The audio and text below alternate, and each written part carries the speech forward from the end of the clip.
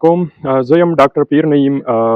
تاسو به د سوشل میډیا په تھرو یو نیوز ګورئ د نیګلیریا جراثیم په باره کې چې نیګلیریا جراثیم څومره خطرناک دي، دا څنګه وجود ته داخليږي، دماغ څنګه د دماغ خوراک څنګه شروع کوي او د دې علامات څه دي، د دې نه موږ ځان څنګه بچ کولی شو. ځکه چې داسې قسم بیماری چې کومې وي دا اکثر ډېرې زیاتې خطرناکې ثابتې شي. د هغې ریزن دا دی چې اول خو دا څوک سیریس اخلي نه، او چې کله دا ډېر زیات سپریډ شي د دې نقصان بیا په کنټرول کې راوسته امپاسبل وي.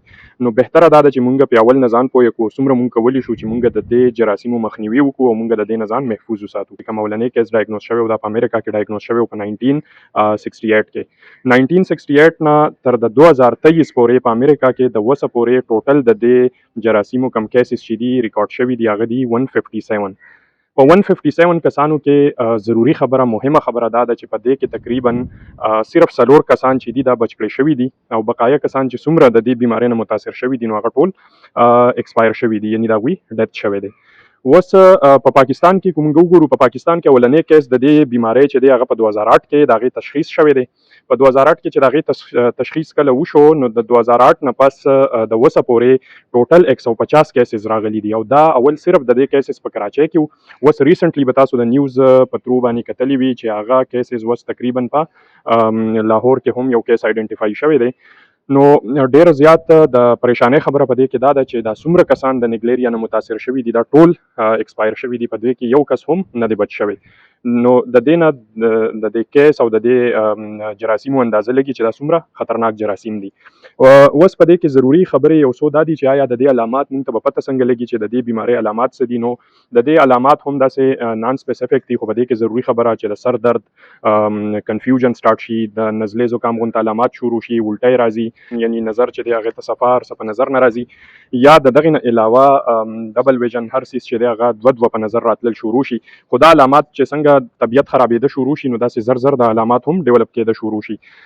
نو د دې د وجې نه چونکې څنګه چې د نوري بیماری داسې بعضې بیماری دي لکه ملیریا وغیره چې هغه موسمي بیماری وي، د هغې د یو خاص موسم سره تعلق وي، داسې نیګلیریا هم د ګرمۍ د موسم سره د دې تعلق دی، یعنی د مئی نه واله د سپټمبر پورې انتهایی احتیاط کول پکار دي او دا کو ډیر زیات وایډ سپریډ شي نو د دې کنټرول کول به ډیره زیاته مشکل شي.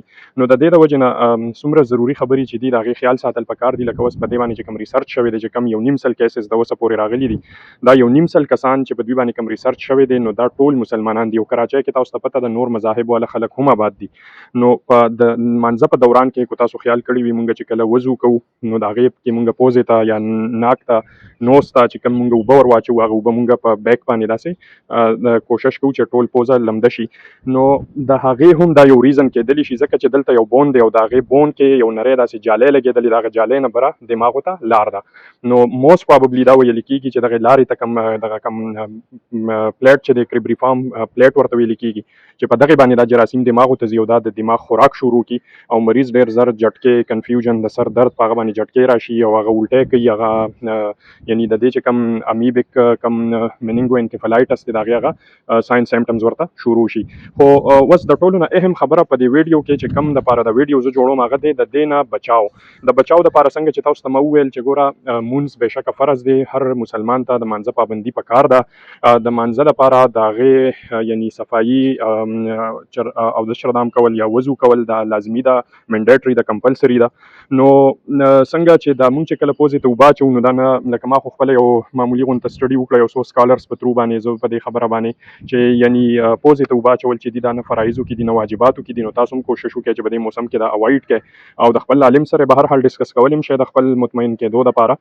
باقي دا ډیر خلک دې پریشانو کې دي چې آیا دا بیماری که مونږ د دغې اوبو سره کپړې وینځو، لوښي وینځو یا مونږ د دغې اوبو سره په خپله باندې ځان صفایي کوو، شاور اخلو، غسل سړی اخلي یا لامبل کوي نو د دغې سره دا بیماری چې ده دا نه ټرانسفر کېږي. دویمه خبره دا ده که یو کس ته دا بیماری وي د هغه سره تو کښېنې پاسې لاس میلاو کې د هغې سره هم دا نه ټرانسفر کېږي. د ټرانسفر کېدو یو روټ دی او هغه دی په پوزه باندې دماغو ته تله او هغه کله کېږي تاسو ته په خپله باندې به اندازه وس کېږي چې کله پوزې ته اوبه واچولی شي نو دا جراثیم چې کوم دي دا دننه ځي وجود ته د پوزې په ترو باندې. نو اولنۍ خبره خو دا ده کوشش کوئ چې څومره مطلب تاسو کله هم مانځه دپاره ځئ نو کوشش کوئ چې پوزې ته اوبه اچوئ نو صرف نیزل ټپس چې دي هغه کو تاسو لمدوئ دیټس فاین، دننه اوبه مه بوځئ سپیشلی په دې موسم کې. دویمه خبره دا ده چې کله تاسو لامبل کوئ نو په هغه ټایم کې هم تاسو کو نوز کلپ لګوئ یا څه داسې بل څه طریقه کار وي چې پوزې ته اوبه نه ځي.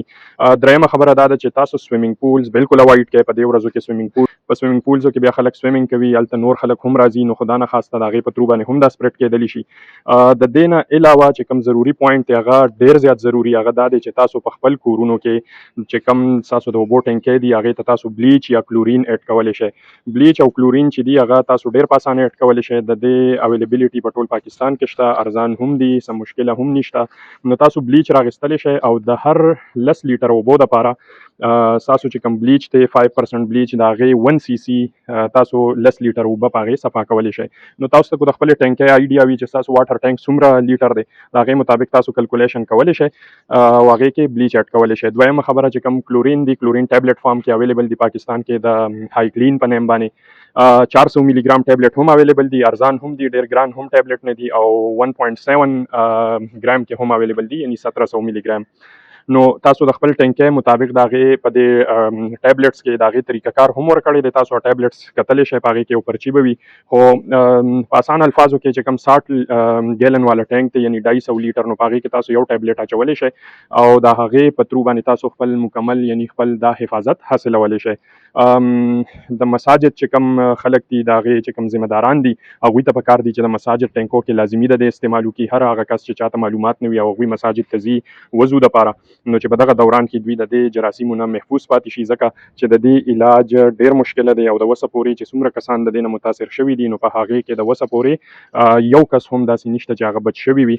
انتهایی خطرناک دي. نو پریونشن او خپل ځان او د خپل ځان حفاظت کول د هغې نه مخکې چې دا بیماری راشي خدا نه خواسته، ځکه چې لا اوس هم د کووډ 19 چې کوم اثرات دي هغه لا په معاشره باندې پاتې دي او سپیشلی زموږ په ملک باندې. نو کوشش دا وکړئ چې څومره ستاسو نه کېږي دا میسیج هم سپریډ کړئ. د دې سره سره دا کم حفاظتي اقدامات چې ما تاسو ته وي د دې هم ډېر خیال وساتئ انشاءالله. اینډ موږ ټول به دا کوشش کوو چې دا معاشره دا کم چې سوسایټي ده زموږ دا یو هیلدي سوسایټي فار آل پاتې شي. ډېره مننه. تھینک یو ویری مچ. الله حافظ.